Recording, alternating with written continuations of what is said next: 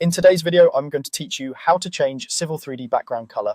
If you spend long hours drafting, customizing the background can dramatically reduce eye strain and help your geometry stand out. Civil 3D runs on the AutoCAD engine, so this process will look familiar if you've customized AutoCAD before. Let's begin by opening the Options dialog. On your keyboard, type O and P, then press Enter. This is the fastest way to bring up the Options window where most display preferences live. Give it a moment to appear on screen. It may open on a different monitor if you use multiple displays, so check your edges if you don't see it immediately. Inside Options, we want the Display tab. Use the keyboard to move there by holding Control and tapping Tab until display is selected. This key combo cycles through the tabs, so you don't have to reach for the mouse right away. Once you see the Display tab active, look for the button labeled Colors and click it. That opens the Drawing Window Colors dialog, which is where the background and many other interface colors are controlled.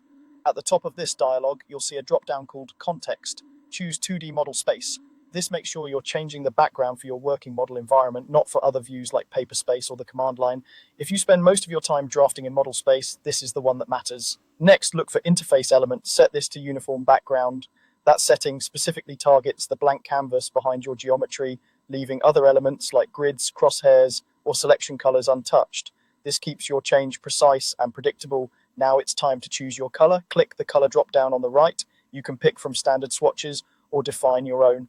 Darker backgrounds such as black or dark gray are popular because they provide high contrast with most layer colors and are easier on the eyes in dim environments.